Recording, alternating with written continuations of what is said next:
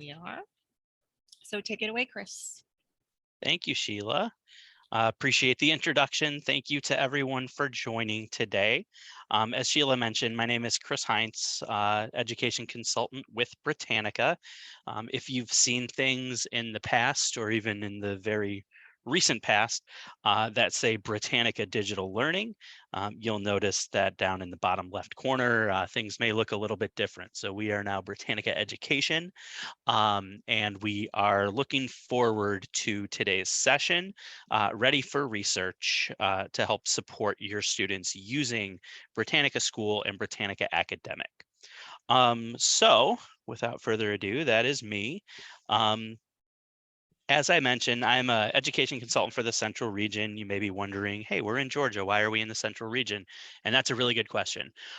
So my region, I live in the Chicago suburbs. My region comprises the Midwest, kind of takes a tack south along the Mississippi River, and then covers the Southeast as well.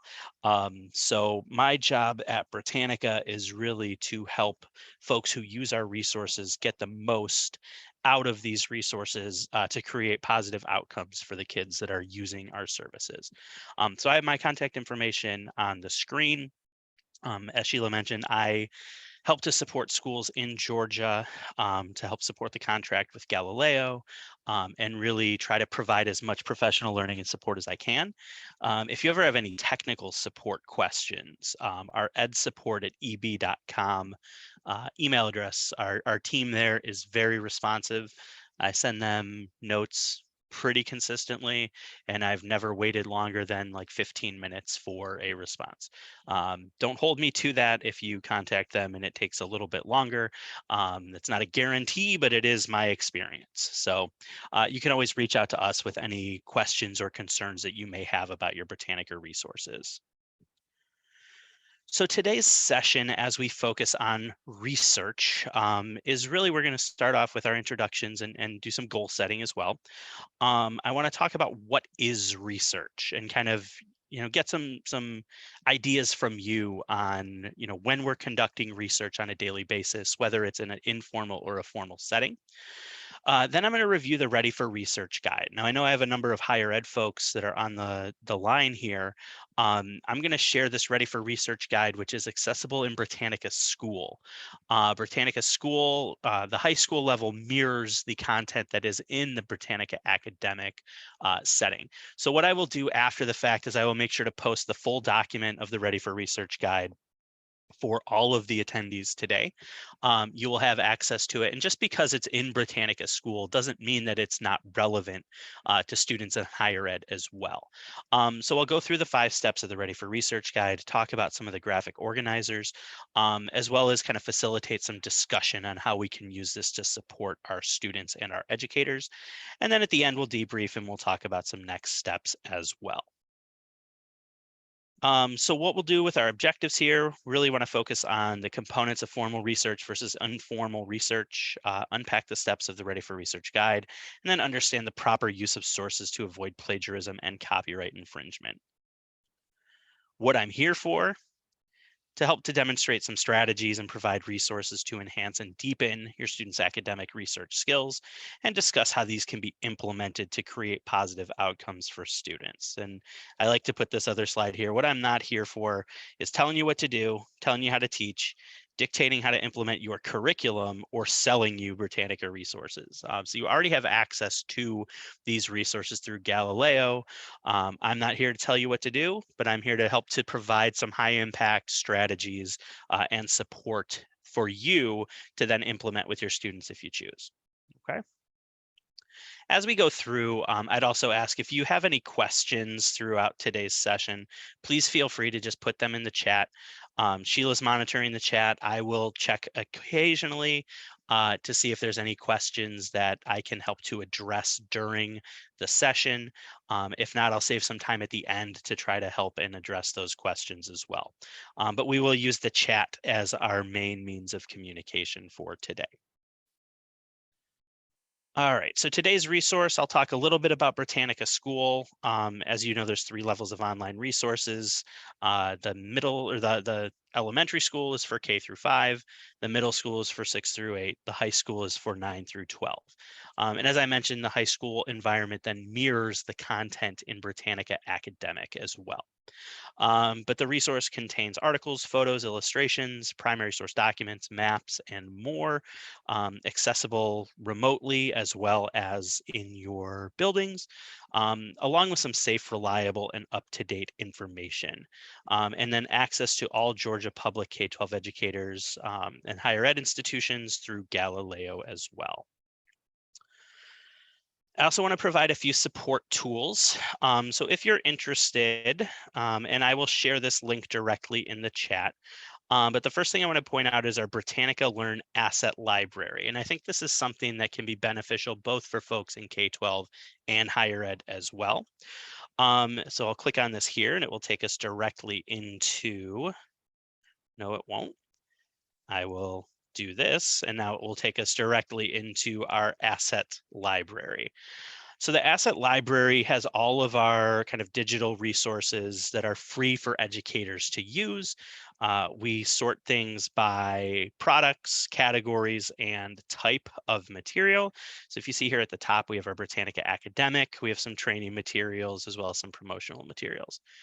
Where I think you can really get a lot of use out of this is if you use the product dropdown and then search Britannica School.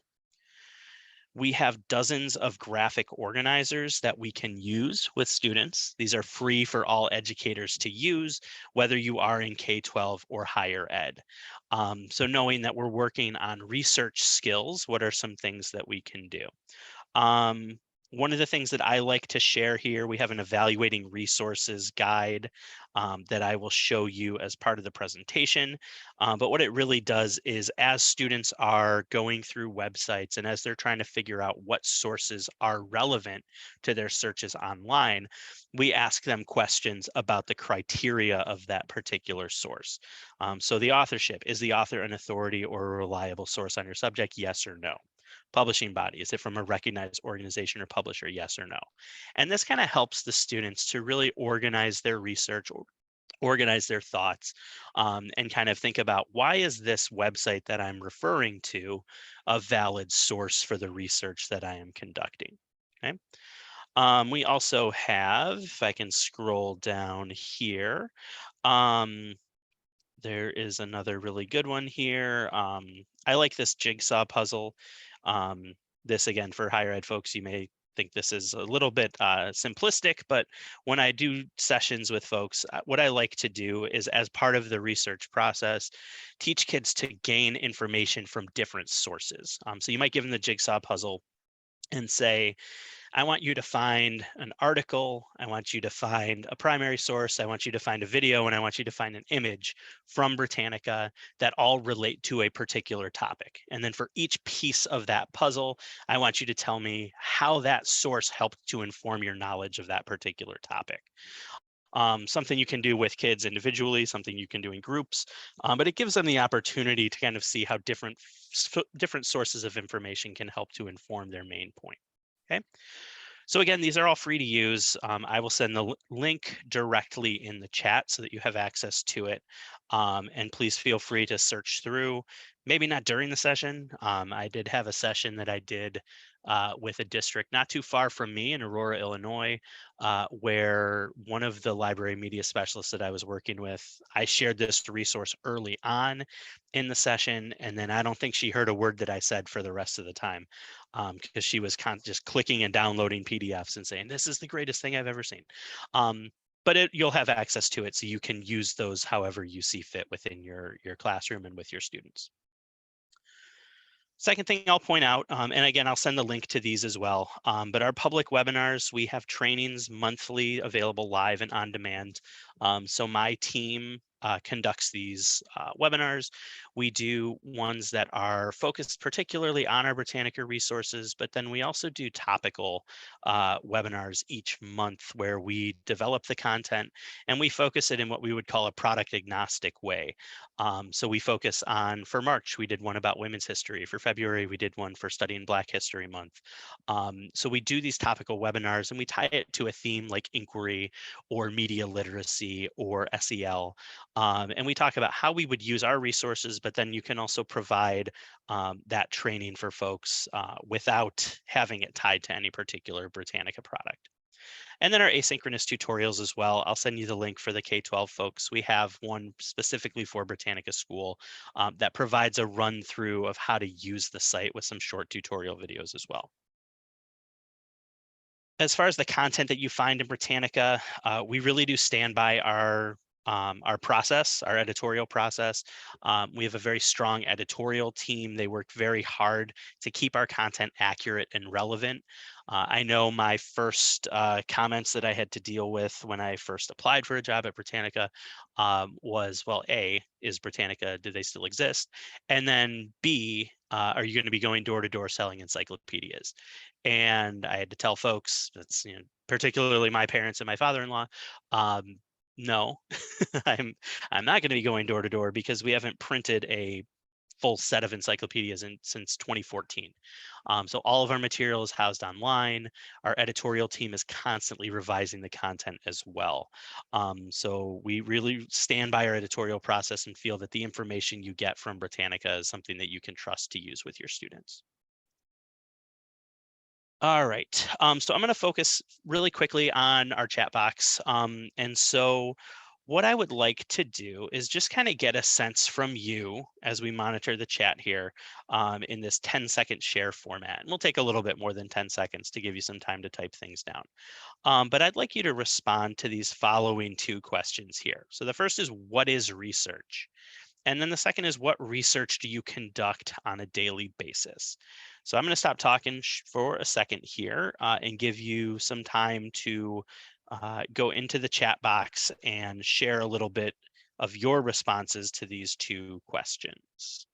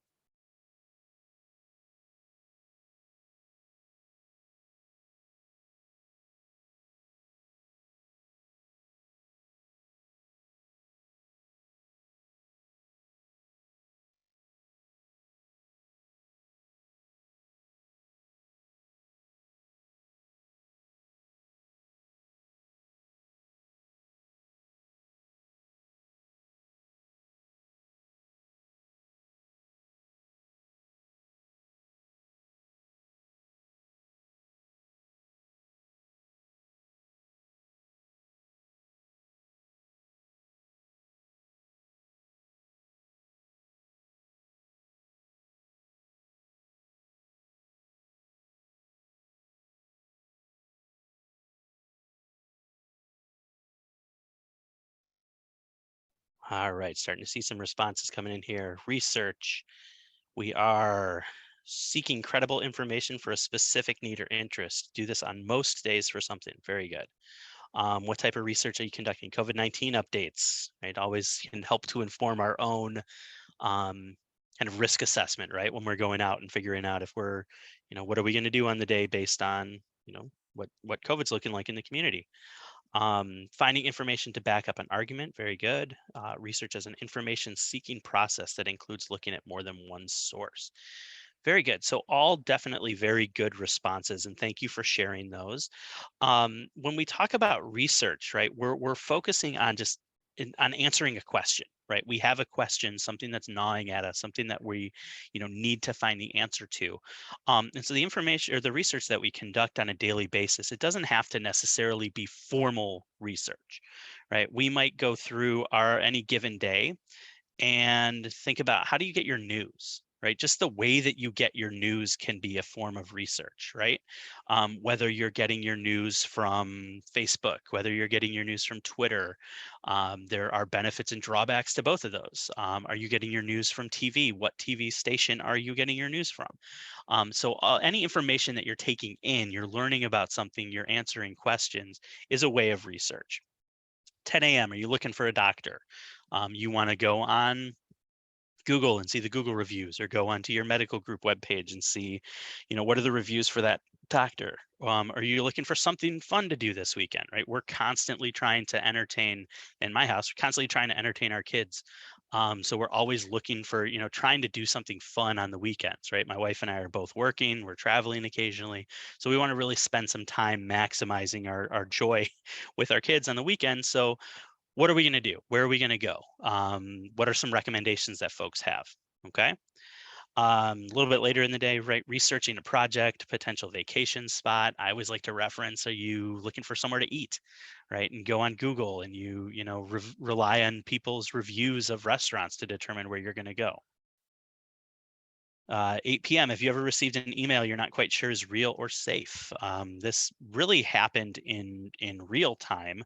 Last week, I was at the Georgia Library Media Association Summer Institute, and while I was giving this presentation, or shortly before I gave a similar version of this presentation, I got an email from our data security team saying, please do not open any texts or emails that say they're from our CEO, because our VP of marketing at Britannica got a text that said it was from our CEO and asked him about, Apple gift cards that they were giving to customers or something like that.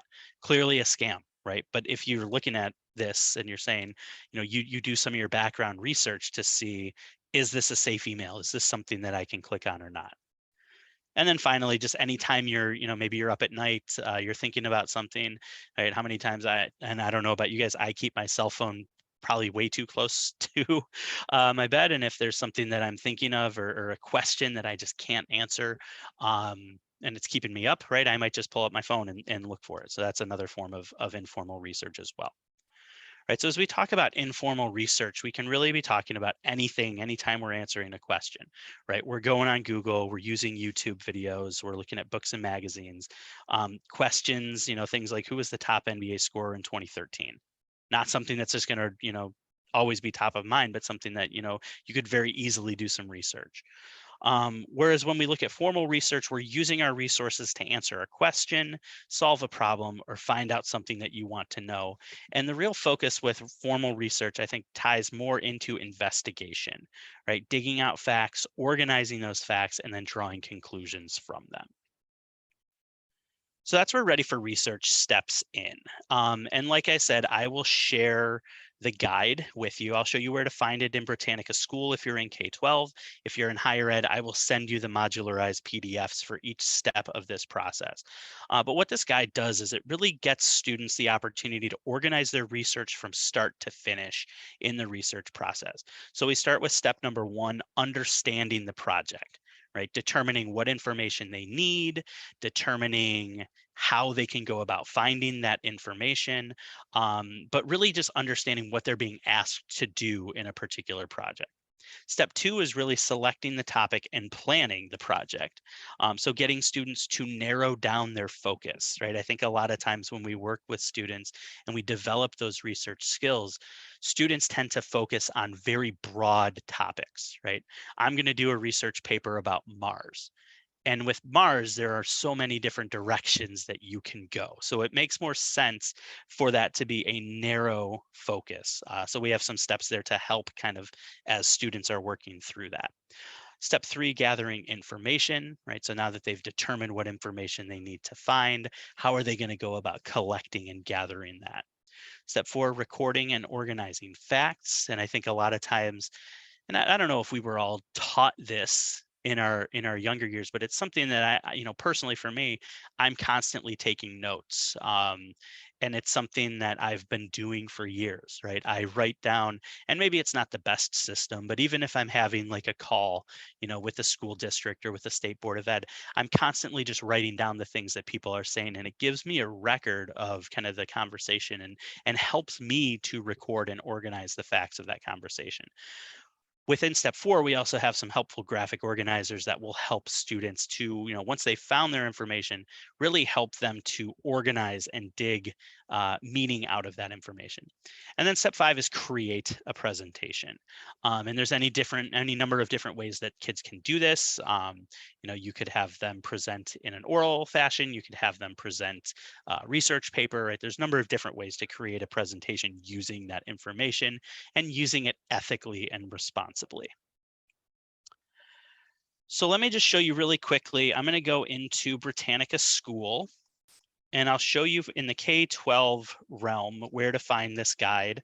And like I said, I will share the full guide with everyone. So if you go into the middle or the high school version of Britannica School, which you can access through Galileo, I'll click on high school here.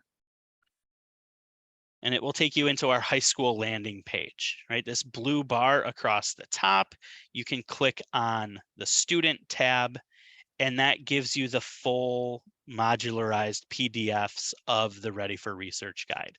So we start with a pre-research planner. We have kind of the table of contents here. And then we go into step one, which is understanding the project. Step one's really simple, right? We want students to really think about the basic requirements of this particular project. So what information has the teacher given you so far? And this is really step one. So thinking about things as simple as what's the final presentation, written, oral, or multimedia? What is the purpose of the project? To inform, to persuade, or entertain? And the nice thing about these documents is that each one is editable. So as you go through, students can actually use this as a way to categorize and help to save their information and organize their research in each step of the process. Okay. Once they've filled out this portion at the top, we then ask them to go through each piece, title the presentation, talk about the purpose, who's involved, what are the resources needed. So really a way of just kind of getting them to think about those early steps, right? Things that for a lot of us may just be innate or something that we know how to do, but for students, helping them along this path can really provide a much more detailed level of support for them. Okay. So again, we're thinking about things like what's the final presentation, what's the purpose of the project, who's involved, minimum and maximum number of pages. So really just getting them to think about these questions and really spell it out clearly. Step two, we then focus on selecting our topic and planning the project. So how do you know if you have a good project, or how do you know if you have a good topic to research? And one of the things that you can do is you can think about these three questions that will help you get on your way. Does the topic interest you? Is there enough information on the topic? And is the topic within your abilities? And if the answer to any of those questions is no, you may want to rethink what your topic might be. Okay. So as students are thinking through this, it's helpful for them to ask these types of questions. And we provide, some information within step two as well, that gets them to really activate their prior knowledge and determine then how they go along those next steps.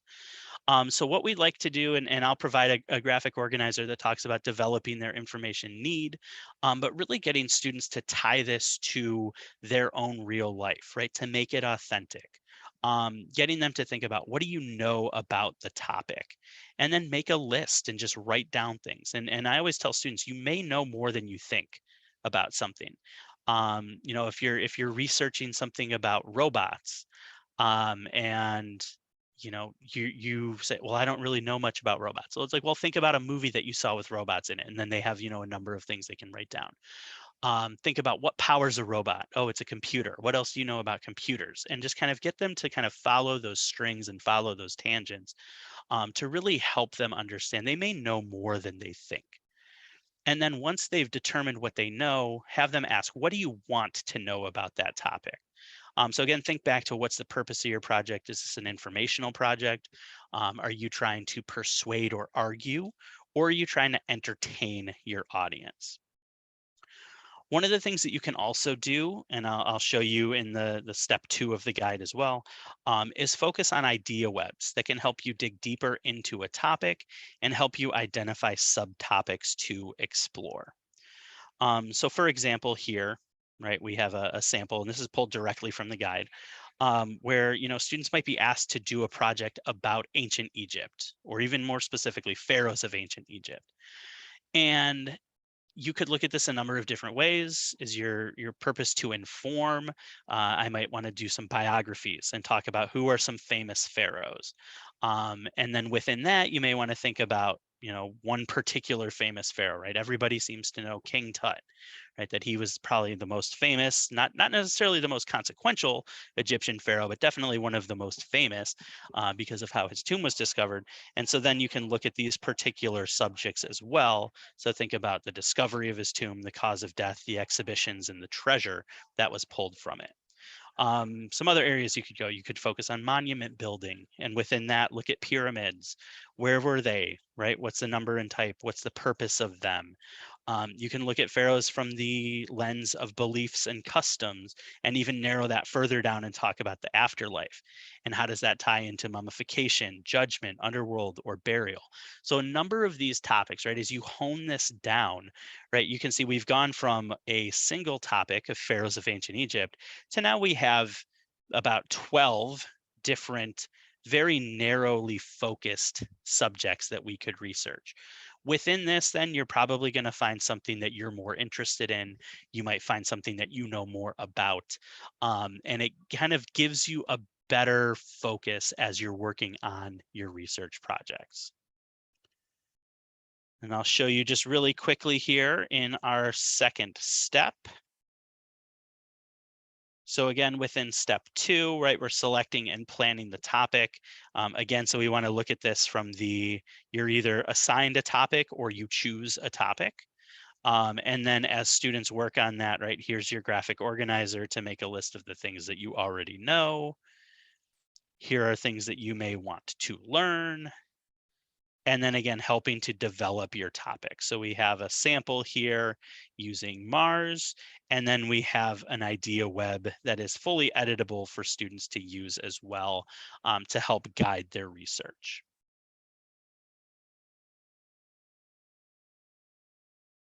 Okay, so I'm going to stop talking again for a second. We're a little more than halfway through our time here. We'll do another quick 10-second share. So if I could ask you to engage through the chat again, I will stop talking and ask you to respond to this question. And the question is, what is the difference between a primary and a secondary source?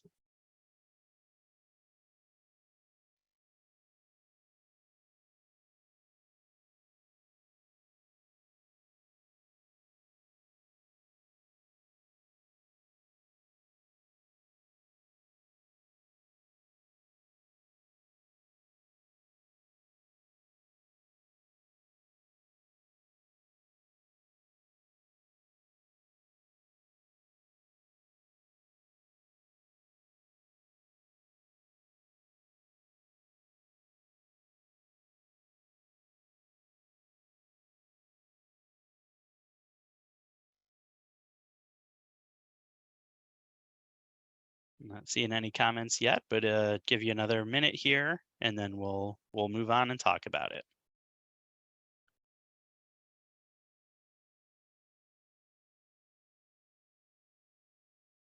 Very good. So primary, firsthand account of an event, someone who witnessed it. Secondary can be written later. Primary could be your main source. A secondary could be another useful or relevant source.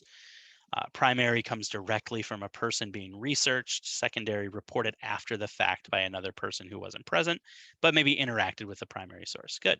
So there's a number of different ways, but basically what we're talking about when we look at primary sources, we are looking at things that are contemporary to an event, right? A news report, someone that was there, someone that is, reporting on an event live. Whereas a secondary source, there's another level of interpretation, right, between the event and then what is written down. So it's something to, especially for students to consider, right, as they are considering what types of resources are they going to need. And that brings us into step 3, which is gathering our information. So as students think about this, right, we want to talk about our primary sources versus our secondary sources, getting students to think about, the trustworthiness of a source, getting students to understand that even the most even keeled secondary sources, there is some layer of interpretation needed, or there is some layer of bias. I think probably the most relevant in terms of research, the most relevant course that I took in college was focused on historical research. My professor says at Kalamazoo College in Western Michigan. My professor, he was teaching from his own book that he wrote. And it was studying like I can't even remember the name of it now. It was studying a very obscure slave rebellion in the antebellum South. And there wasn't great record keeping, right? And so what he presented were his thoughts of what might have happened, but he literally asked us every single day as we were reading chapters of his book, challenge this, right? I want you to read this, but tell me what you think about it. Because he framed it as, this is my interpretation, but honestly, I don't know. And so getting students to think about text that way, I think, can be really helpful. And realizing that even primary sources can have bias too, right? Depending on who the person is that writing it, depending on what their relationship is to the events that are happening. So getting them to think about those sources that they might need, getting them to think about where they will find that information, refining their search, and then evaluating their sources.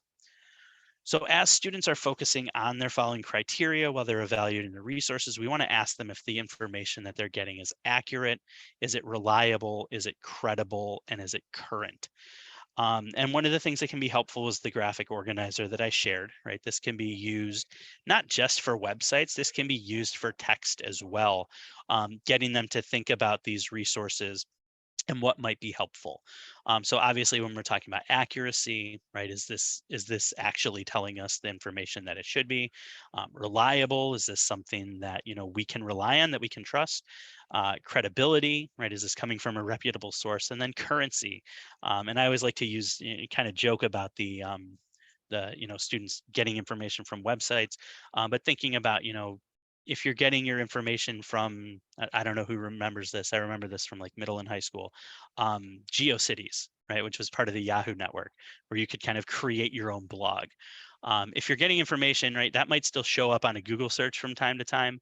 But if you look at it and you see something hasn't been updated since 2001, maybe it's not the most reliable source of information or the most current. So just getting students to think about that. The other thing I do want to share, if we go into our asset library, apologies, I had gotten rid of that tab, is another infographic from Britannica, and it's called the 5 W's of website evaluation. So I'll go back into my Britannica School product, and this infographic here. So I'll share this directly with you as well.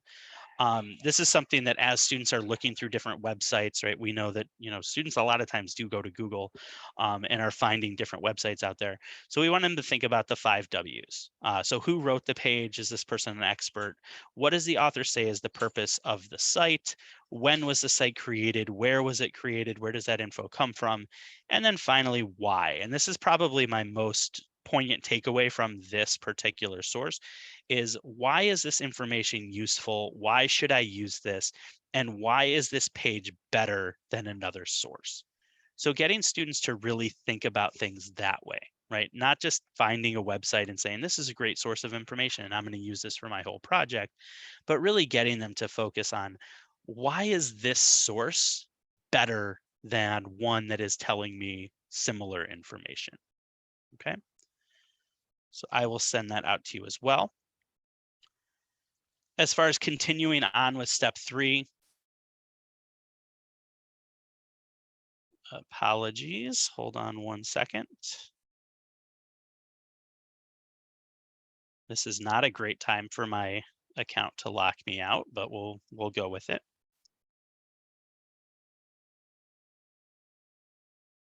Sheila, what do they say in movies? We can remove this in post, right? We can we can take this little hiccup out.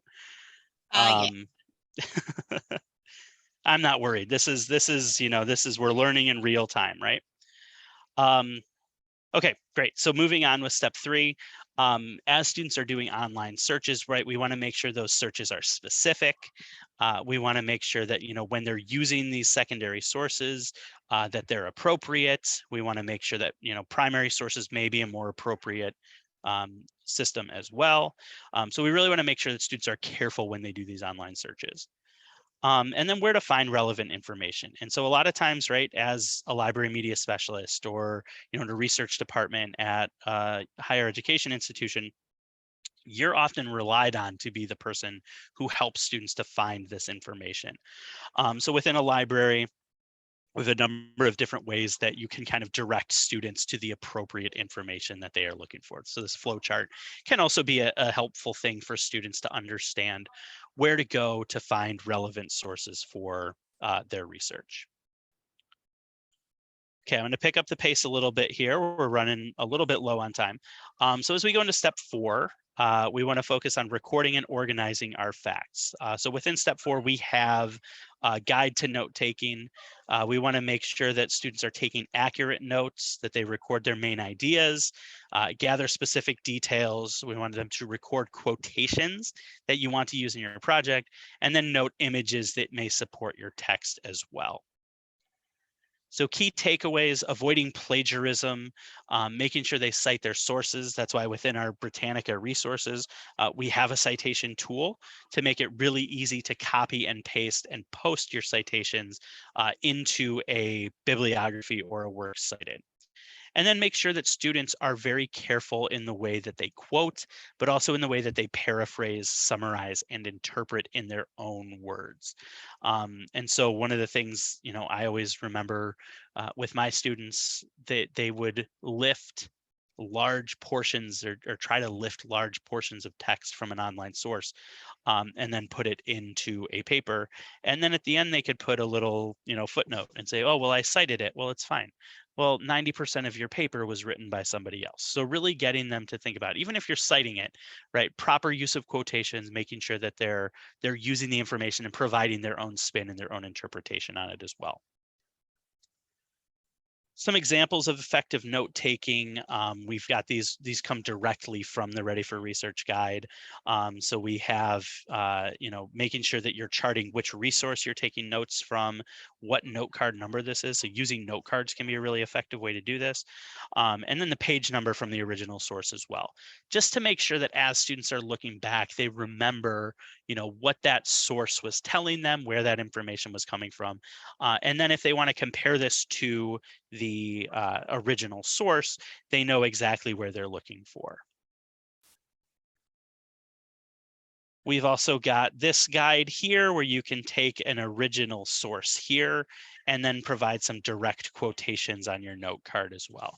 So putting them side by side can be helpful to help students understand their own interpretation of a particular passage. And then using the quotes, right? So saying here, as the author says, no forms of life have yet been found on Mars, right? That's kind of the key takeaway from that particular note. And then the always famous and always popular outline notes. I think, I don't know if I was definitely taught this. I had a teacher in high school who he would come in every single day at 5 o'clock in the morning and fill every chalkboard in the room with outline notes, which we would then meticulously write down throughout the lesson while he talked about everything that was on the board. Not the greatest method, but it did teach me how to take good notes. So I guess it wasn't a completely lost opportunity, but always as a good way to really get students to focus on organizing their research within an outline as well.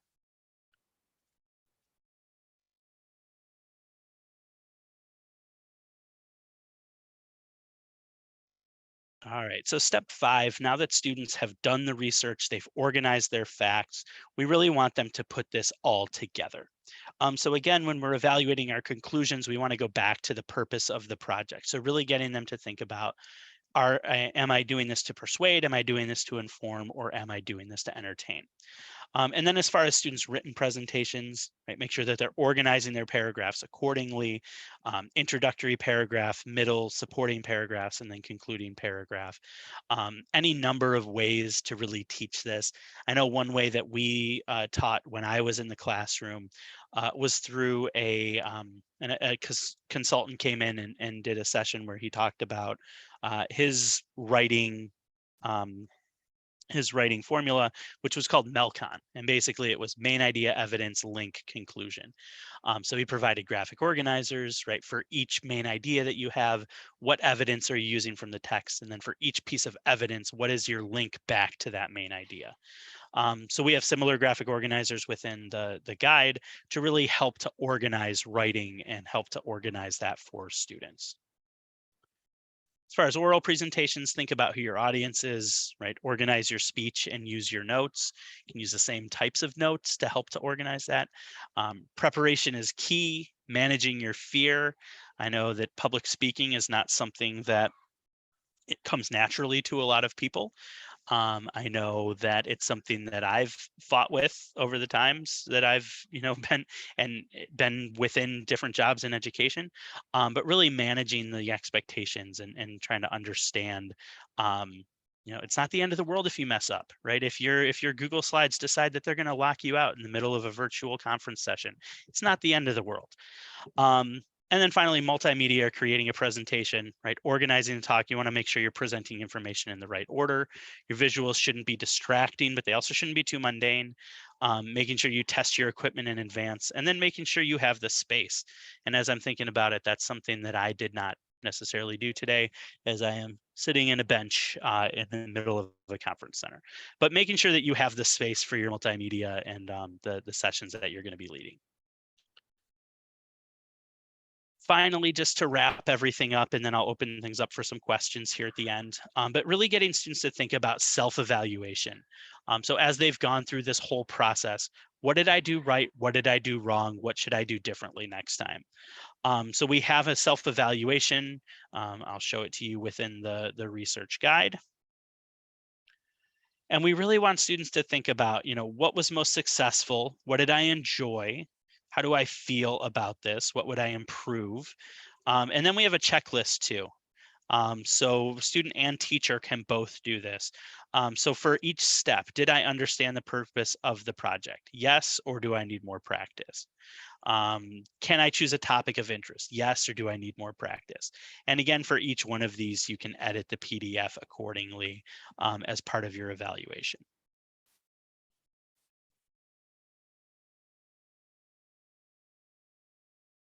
So that brings us to the end of our time. I know we've got a few minutes left before the session officially ends. So let me just make sure before I leave that I put the I want to put the research or the Britannica School guide into the chat box here so that you have access to it. And then we do have a short session evaluation form as well. So bear with me here, put our resources, and then a quick, just couple minute session evaluation form. But I will open things up for questions. So if anybody has any questions, anybody has any comments, any feedback, please feel free to use this time to share those in the chat.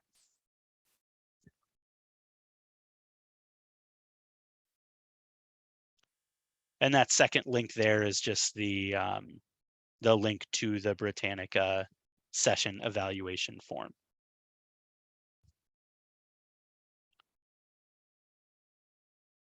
Great presentation. Thank you. I appreciate that.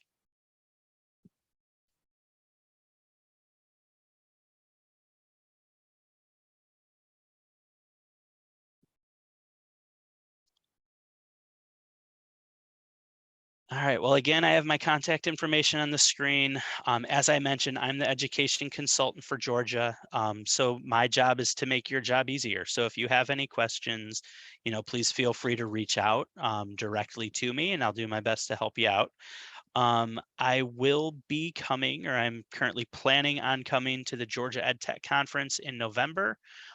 So if you will be there, feel free to stop by our booth. I don't know what number it is yet, but I will certainly try to find out and get that out to the GALILEO team as well, in case anyone is interested in joining us. So thank you again. I appreciate your time. I know we're a couple minutes before the scheduled end, but nobody's ever complained when I've wrapped things up a few minutes early. So thank you very much for your time. Thank you for your kind feedback as well.